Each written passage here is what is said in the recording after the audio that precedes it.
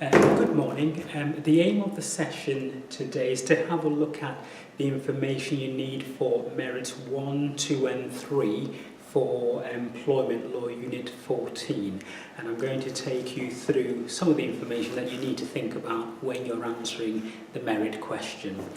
Now, the first thing you need to think about is you need to identify whether Belinda is classed as a worker within the meaning of section 230 of the Employment Rights Act 1990. If Belinda's classed as an employee, as we've already stated in P3 and 4, that means that she'll be entitled to claim equal pay, and also she's protected by various types of legislation. So once we think about identifying the status of Belinda, the most important thing is then to work out and have a discussion about the various tests that are used. And if you remember, we looked at this in P3 and 4, so the information you have in P3 and 4 will apply to this particular merit task. Okay, so if we have a look at the different tests, we know there are 3 of them, and we identify them as the control test, the organisation test, and the economic reality test. It's important that as a merit task you clearly explain what the control test is. That simply means that the employer has control over what an individual worker does in a working environment. Refer to suitable case law such as Motorola and Davidson or Dacas and Brook Street. In addition, the next thing you need to think about is the organisation test, and that simply refers to a worker being classed as an employee if they are part of an organisation.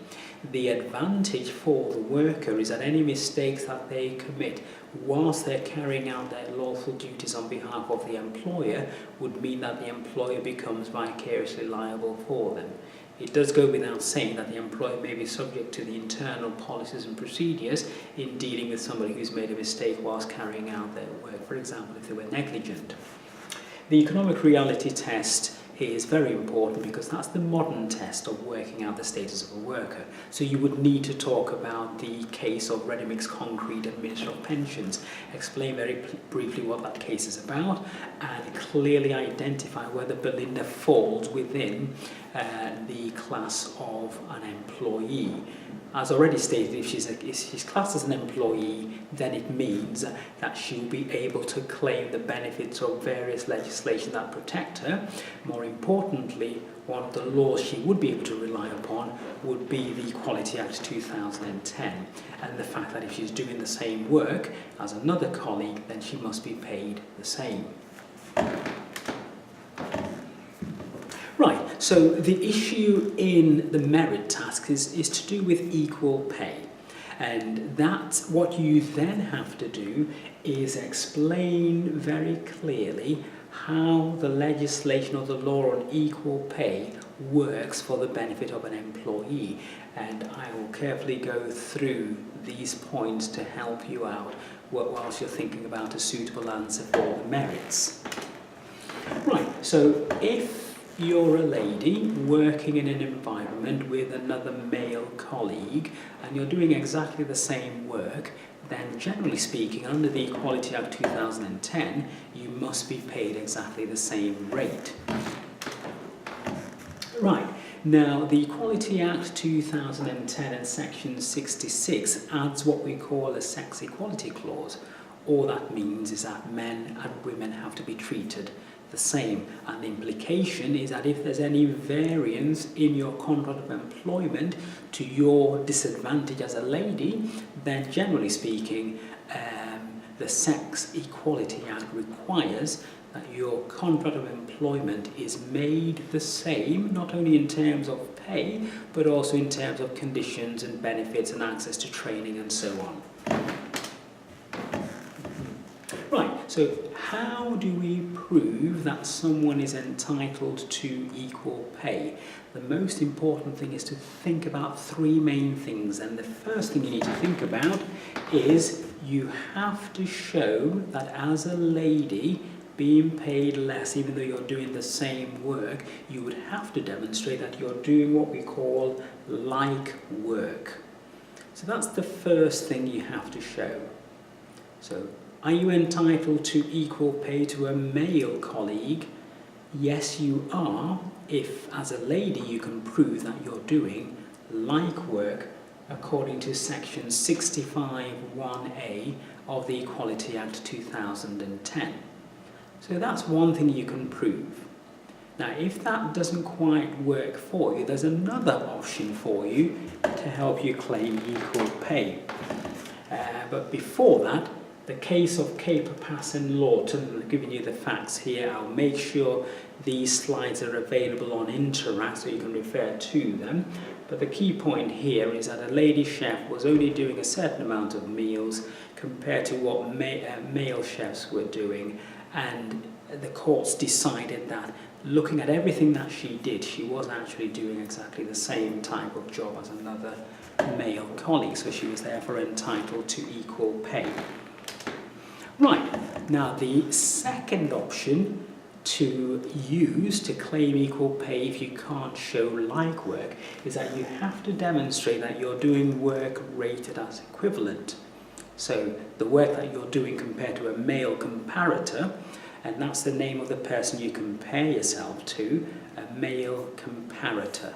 So if you can't show you're doing like work, you have to then demonstrate that you're doing work rated as equivalent, and this means that an independent consultant comes into the workplace, they look at what you're doing, they compare it to what a male comparator is doing, and decide if you're doing the same work. If you're not being paid the same, then as a lady you have a claim under the Equality Act 2010. So work rated as equivalent is a second option for you. The third and final option for you is if you can't show that you're doing like work, the first example, or work rated as equivalent, the second example, then you might claim that you're doing work of equal value. And these three things, three methods of proving equal pay, all sound very similar. So you've got 1 like pay, 2 work rated as equivalent, and 3 work of equal value. And just to carry on from there, work of equal values means exactly the same thing. You're doing a work which is similar to a male colleague. Now, one thing you might have to talk about as well is the fact that you might not be being paid the same as a male colleague for a particular reason. And that might be because the male comparator is older and therefore experienced. So these 2 points go together. If you're older and more experienced, then that could be a differentiating factor as to why a male colleague might be being paid more than you are. And another point is to do with qualification. So certain jobs require you to be qualified to a particular standard. So if you're not as qualified as a male comparator, then it could be that that is the reason why you're not getting the same pay. So these 3 points are what we call defences that an employer would put forward to say these are the reasons why we're not giving you the same pay, because somebody is more experienced than you are and somebody has more qualifications than you are. And all these defences come under section 69 of the Equality Act 2010. Right, now the next thing we look at is a separate issue, and that's to do with the situation regarding the cold room. And don't forget there's an implied responsibility that your employer provides you with a safe working environment. And if that's not the case, then your employer could be in trouble for not providing that. Besides the implied duty of the employer, we also have Section 2 of the Health and Safety at Work Act 1974.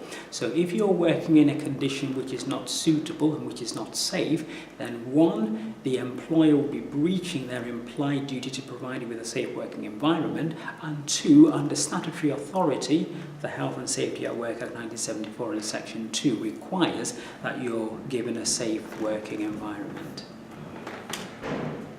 Right, in terms of Belinda and her broken and the broken leg, the key point here is that don't forget if the employer is classed as an employee, then any mistakes that they make, they are not personally responsible.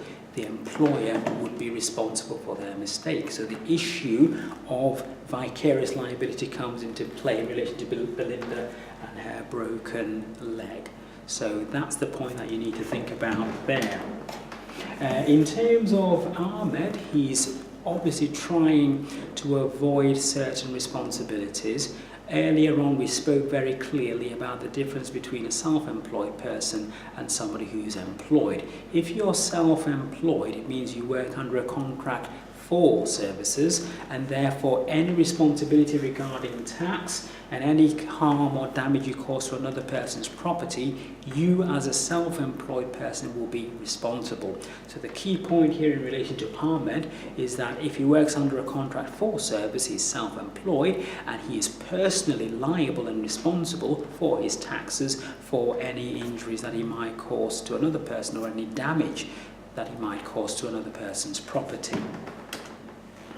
Right, merit 2 is to do with reading carefully the case of Lister and Romford Ice. So again, I would make sure that all students have access to this case on Interact, or I can email it to you, and then all you need to do is read through the case and then discuss what the case was all about, and then finally decide whether you agree with the decision of the court or not. Not that it will make any difference, but the task is to read the whole case and make sure that you fully understand what the case is about. So for M2, it seems a short answer, but the challenge is in reading the whole case, understanding what the dispute or disagreement was about between the employer and the employee, or the claimant and the respondent, and then summarize the facts. And you might find that you might just write a page full of information, and if you've read the case and you've clearly identified the legal issues and what happened in the case of Lister and Romford Ice, that would be sufficient for M2. And that's a quick summary of what you need to think about when you're answering questions for M1 and M2 for the employment law assignment. Any questions that you might have, please either email me or otherwise arrange to speak to me, and I'll clarify any points that you're not sure about. Thank you for watching this short clip.